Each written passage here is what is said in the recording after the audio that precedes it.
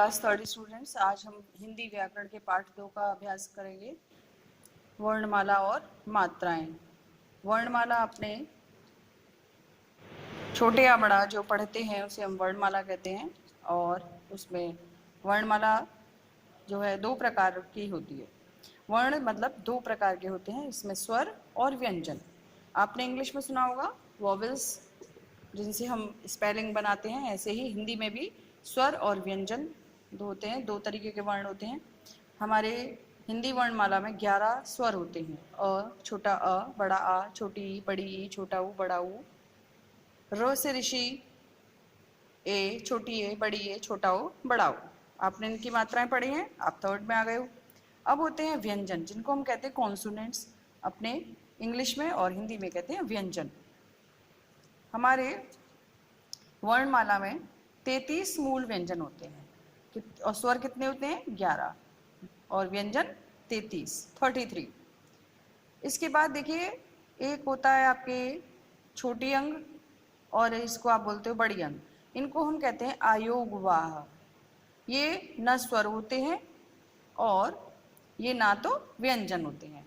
अंग का उच्चारण नाक से होता है, और ये वर्ण के ऊपर इसकी बिंदी लगाई जाती है, मात्रा लगाई जाती है। अह का उच्चारण ह से होता है, और इसका जो चिन्ह है वो 2 बिंदियां हैं, यह वर्ण के बाद लगाया जाता है। ये देखिए, ये वर्णमाला में जितने भी हमारे वर्ण व्यंजन होते हैं वो सारे आपको यहाँ पे दे रखे हैं। अब आता है एक चंद्र बिंदु की मात्रा आती है, अनुनासिक जिसे हम कहते हैं। अंग की बिंदु को हम अनुस्वार कहते हैं, और चंद्र बिंदु को हम अनुनासिक कहते हैं।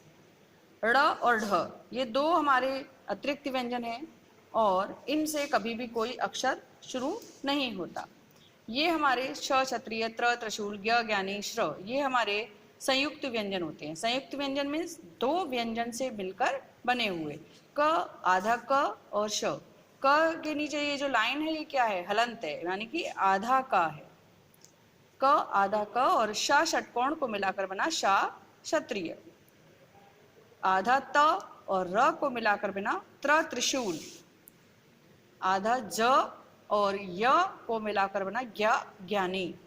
आधा श शलगम और रा को मिलाकर बना श्र, श्रमिक। तो ये हमारे संयुक्त व्यंजन कहलाते हैं।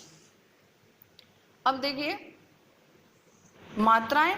छोटा अ, इसकी मात्रा नहीं होती, लेकिन ये हर जितने भी हमारे ये वर्ण हैं उन सब के पीछे एक स्वर जो आता है, क, ख, ग, वो स्वर हमारा होता है अ। बड़े अ की मात्रा आपको पता है, ऐसे लाइन और एक डंडा होता है। छोटी ई की मात्रा, बड़ी ई की मात्रा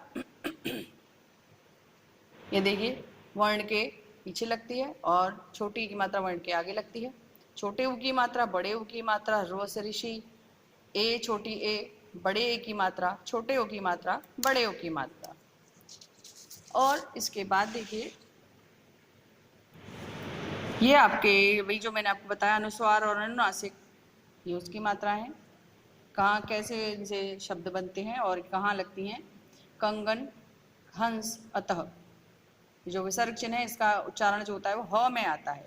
ठीक है, तो अभी आप इस पाठ का सारांश एक बार फिर से सुनिए ध्यान से, क्योंकि ये हिंदी व्याकरण है, आपको आगे बहुत काम आने वाली है बड़ी क्लासों में, इसलिए आप इसका सारांश बहुत ध्यान से सुनिए।